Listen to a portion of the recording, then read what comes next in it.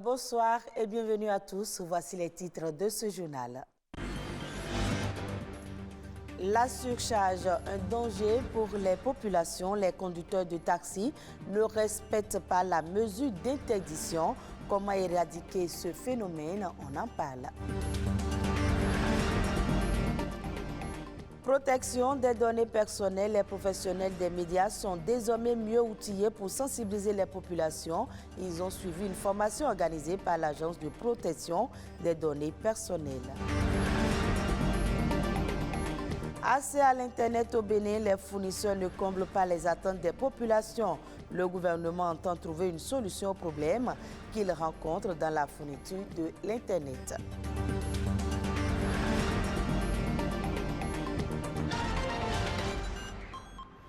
La mesure d'interdiction de surcharge dans le transport terrestre au Bénin n'est toujours pas respectée.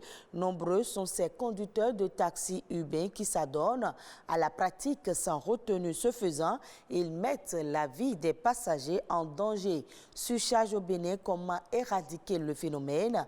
Machel Betoro et Rodrigue Blondoumé se sont intéressés à la question. Voici le reportage. La lutte contre la surcharge routière dans l'UMOA est un vieux combat.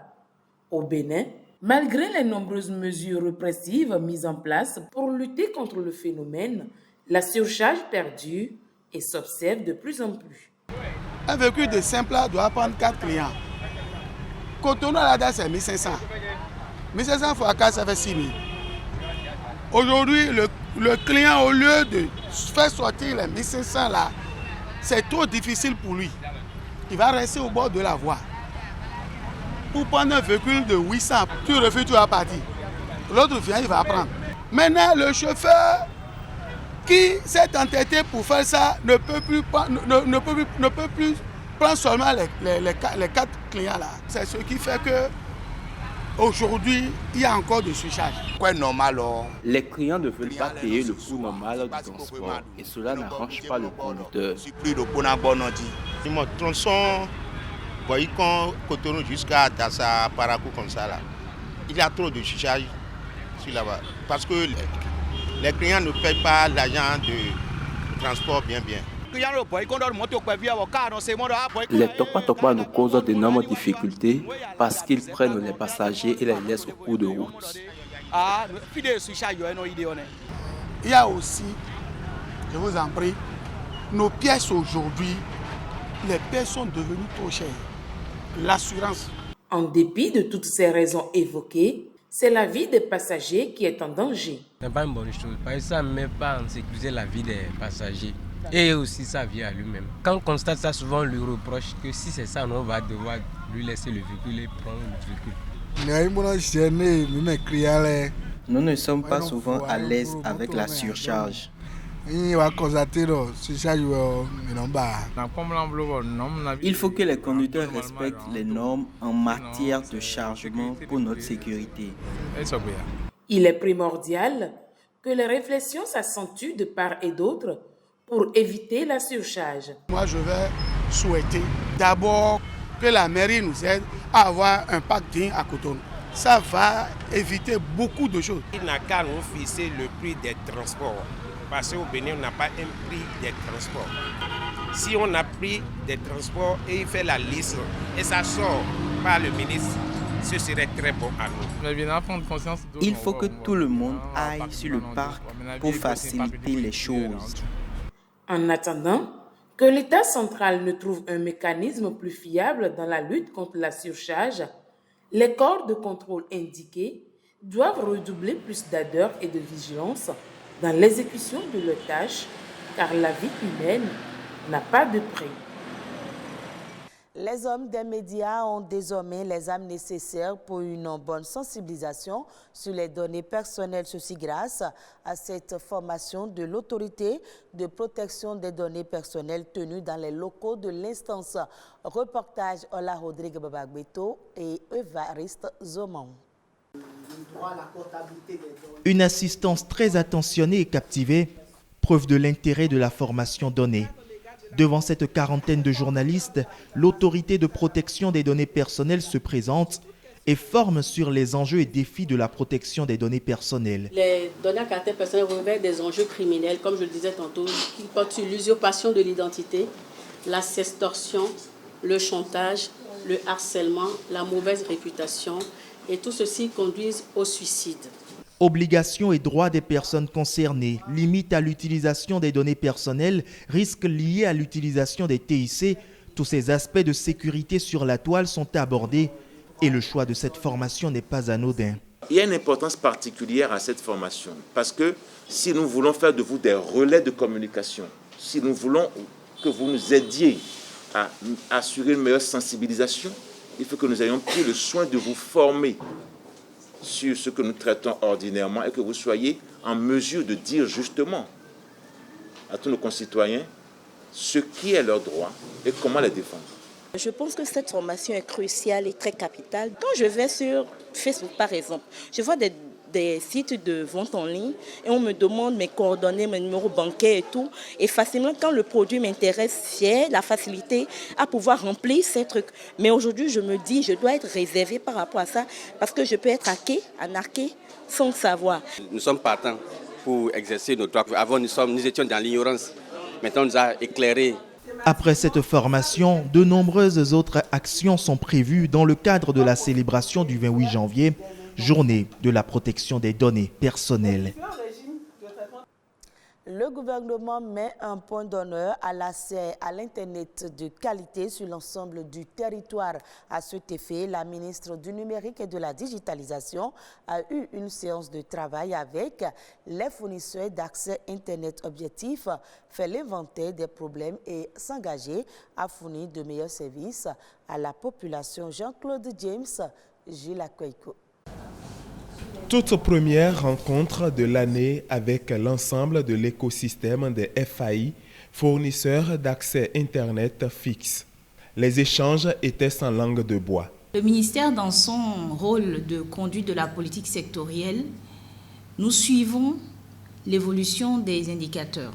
À la fin de l'année dernière, s'agissant de l'indicateur relatif justement à la pénétration de l'Internet, mais aussi d'autres indicateurs plus qualitatifs, comme les plaintes que nous recevons par rapport au raccordement Internet, par rapport à un certain nombre d'autres facteurs, nous n'avons pas été franchement rassurés de ce que, en termes donc d'effet et d'impact de notre réforme, les choses sont en train d'évoluer dans le bon sens.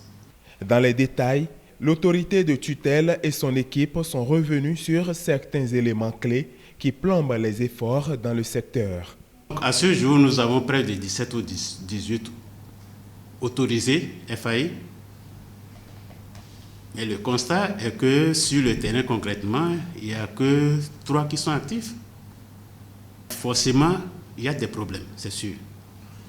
Ce n'est pas globalement que vous nous intéressez. Vous nous intéressez individuellement.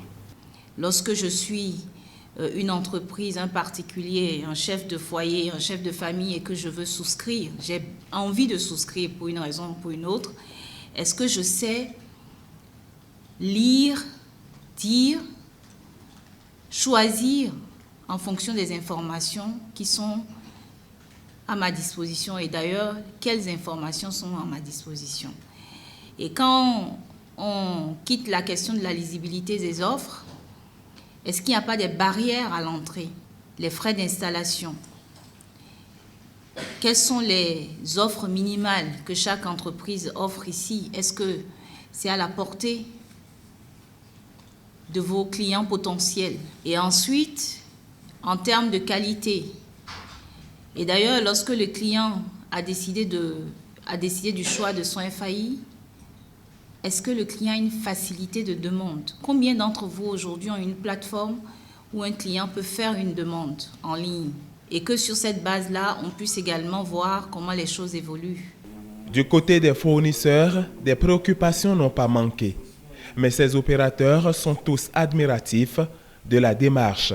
Oui, nous sommes très satisfaits. Vous savez toujours le fait que la ministre de tutelle que le président de l'ARCEP, que le directeur général de la CIN soient présents dans la salle ainsi que leurs collaborateurs pour écouter les problèmes des fournisseurs d'accès à Internet, c'est une très bonne chose. Donc, c'est-à-dire qu'il y a un dialogue qui est mis en place qui nous permet d'échanger et de trouver des solutions ensemble à nos problèmes. Ça a été une séance très très riche. Elle a permis de ressortir toutes les difficultés que nous, en tant que fournisseurs d'accès à Internet, nous avons dans le secteur et qui nous empêchent justement de pouvoir développer notre infrastructure, d'offrir de meilleures qualités de services. Donc cela est une préoccupation pour le gouvernement. Je pense que de ce que Madame la ministre a dit, des travaux, les choses seront élaborées pour nous permettre de toucher du doigt la résolution des problèmes ou tout au moins une aide à l'appréhension de ces difficultés-là pour chacun et tous. De toute façon, l'objectif in fine, c'est de pouvoir impacter le secteur. Selon la ministre du Numérique et de la Digitalisation, des outils existent pour relever les différents défis, mais elle invite ses fournisseurs à porter la vision du gouvernement, celle de permettre à chaque Béninois d'avoir accès à Internet, quelle que soit sa situation géographique. Suivons à présent la nation en bref avec Nadège Omolade-Sané.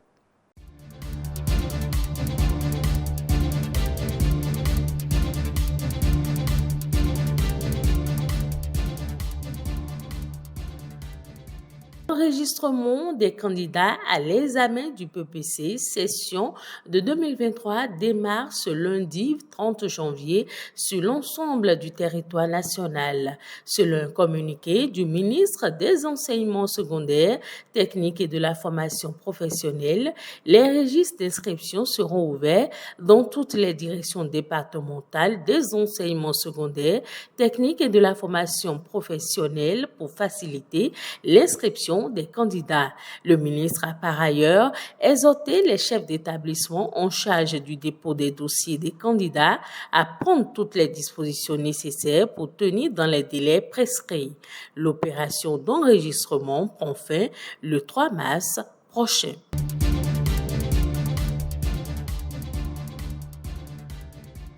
Après le drame survenu dimanche dernier à Dassazoumen, les ministres Romuald Wadaï des Finances et Benjamin Rompati de la Santé se sont rendus au Centre national hospitalier universitaire de Cotonou pour s'assurer que toutes les dispositions ont été prises pour une prise en charge efficiente des rescapés. Selon le ministre Benjamin Rompati, les équipes de santé ont été mobilisées dans tous les centres de santé qui accueillent les rescapés depuis la survenue du drame.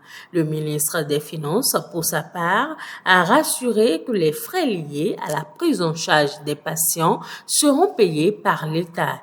Il faut noter qu'une cellule de gestion de crise est mise en place au Palais des Congrès de Cotonou pour gérer les déconvenus liés au drame. Pour rappel, on dénombre une vingtaine de morts et plusieurs blessés dans le drame survenu dimanche 29 janvier 2023 à Dassazoumen.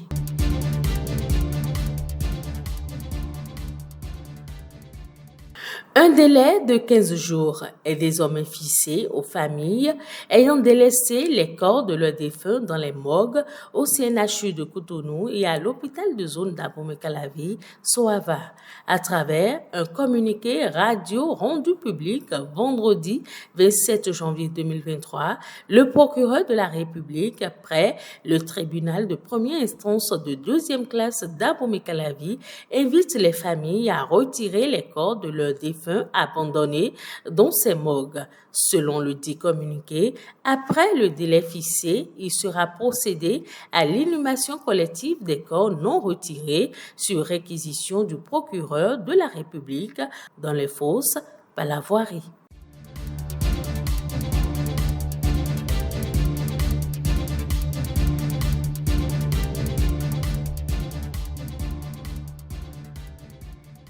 Et voilà qui vient mettre un thème à ce journal à revoir sur le site de l'OACTB, www.oactb.bj. Merci de l'avoir suivi et très bonne suite de nos programmes.